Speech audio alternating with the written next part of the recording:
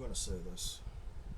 When people get jealous of my situation, being 100% PNT disabled veteran, just so you know, I earned all of it.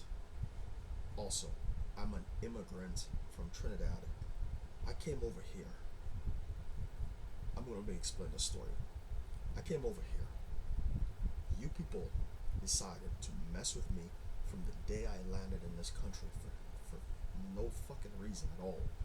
And then I had to join the army to escape my mother that was abusing me. And when I joined the army, everything was fine until I had to deploy to Iraq.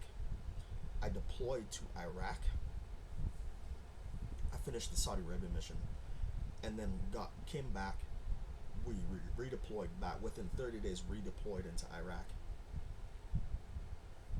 and I'm at work in the middle of the desert.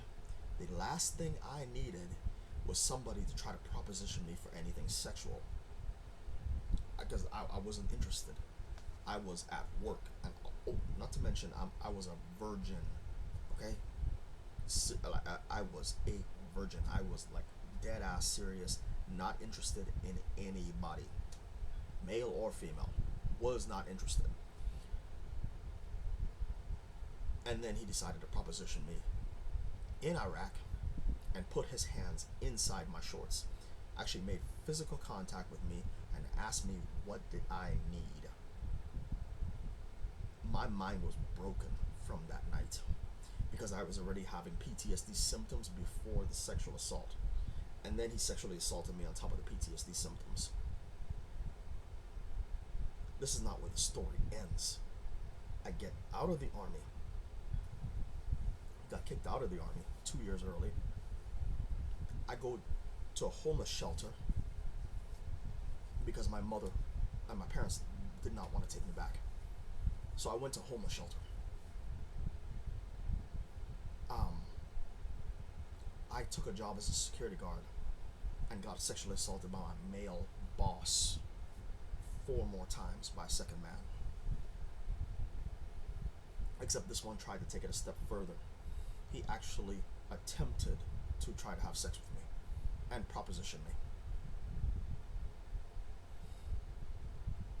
Once again, vulnerable, no money, at work. This is the reason why I get 100% PNT and SSDI combined. I was found to be disabled by the Social Security Administration for these 4 more incidents. That is what got me my SSDI, because it happened at work. And SSA didn't even fight me. They gave me my SSDI within 5 months. Fast tracked it 5 months. No fight. That's how cut and dry my disability case is. The Veterans Affairs, different story, and a lawyer got involved. And then when the BVA judge got involved, the judge cooked the Veterans Affairs ass completely. I had my SSDI approval and SSDI checks before the increase to 100% PNT. So the BVA judges straight cooked their asses. That was the end of the Veterans Affairs. The end. I will never go back to the Veterans Affairs as long as I live. I don't care. I really don't care. I've been a disabled veteran for 20 years, but I got increased years later. So I had an original rating of 10%, and they didn't say personality disorder. They said personality disorder. The BVA judge changed the initial rating to PTSD with depression. So now I have a VA disability rating for 20 years, beginning at 10% for PTSD with depression. So the connection to service is 20 years old and cemented. There's nothing the Veterans Affairs can do about that one. Like, it's been, I'm at the 20-year mark for that. For veterans, the 20-year mark is like the holy grail for service connection and disability. I am now a decade in on my 100% PNT. So I am past the 5-year stabilization rule, and I'm a decade in for the 100% PNT.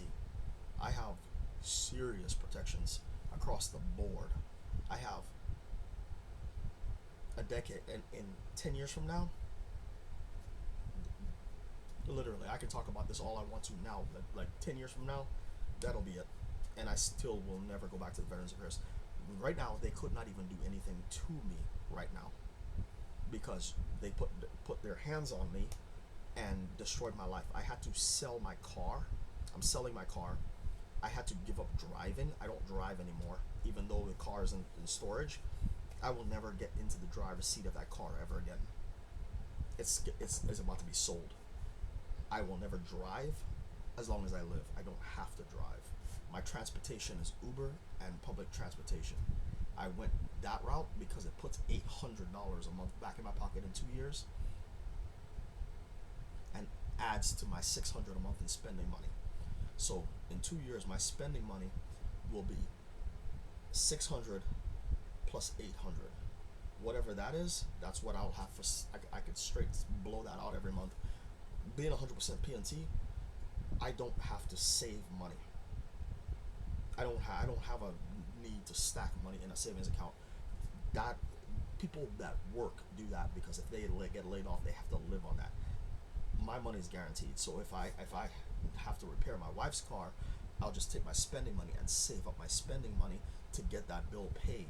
Whatever the mechanic quote us, I'll calculate the months of how much spending money I need to put away, and put that away until I have enough for the bill and get the car fixed.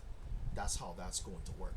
So I'm down. We're down to one car. I'm repairing one car, one oil change, one gasoline bill. So we're cutting cost so the family benefits. I have made some sacrifices to help my family. And you all get on here and calling us fraudsters and all that stuff. The only reason that these people are pissed off is because they're looking at their life compared to ours. You don't want my life. You don't want to have to go through what I went through as a disabled veteran. These people were never going to stop. And I don't know what it is, but I attract both genders. And then I went to a bar after the second sexual assault incident, and I had to pull my hand back because a third man attempted to do what the first and the second man did at the bar, touched my hand and told me I was cute, and I had to pull my hand back. And this shit was nasty as fuck. This dude was old, like ancient. This shit was nasty. I'm like, bro, like not even fucking remotely attractive at all. I was fucking pissed. I went the fuck off. And the bartender, after I told the female bartender what he told me and the fact that he made physical contact with my hand, she removed him from the bar herself. She was pissed the fuck off when I told her what happened to me. So she removed him from the bar and notified the owners, and the owners called me on the phone to apologize for what happened on their property. And I accepted their apology because that's not the bar's fault. So, they keep trying to mess with me, and that's why I get paid. And now I don't drive. I don't have to be on the road anymore. I isolated myself in this environment to save my life. This bedroom with the home theater and the game systems is what it took to save my life. Because if I went back in public, they would keep interfering with me. So I cannot make public appearances. I have a wife. If I go out, it's with her. We go out everywhere together. Movies. I don't go out by myself. I leave here 4 times a week to go work out, and that's like the only time I do that because it's straight to the workout in the Uber and straight back in the Uber to the house. So there's like no in between. There's no gas station to stop at. There's no random interaction with the public because I'm going straight to the workout and straight back via Uber. So the only person I have to interact with is the Uber driver, which is not bad. The majority of these Uber drivers are quite pleasant. So, because they have to be to keep their job. So that's the only person that I have to deal with is the Uber driver. So this is what I have to do to protect my life now. We're not scammers. We are veterans that have earned our disability pay.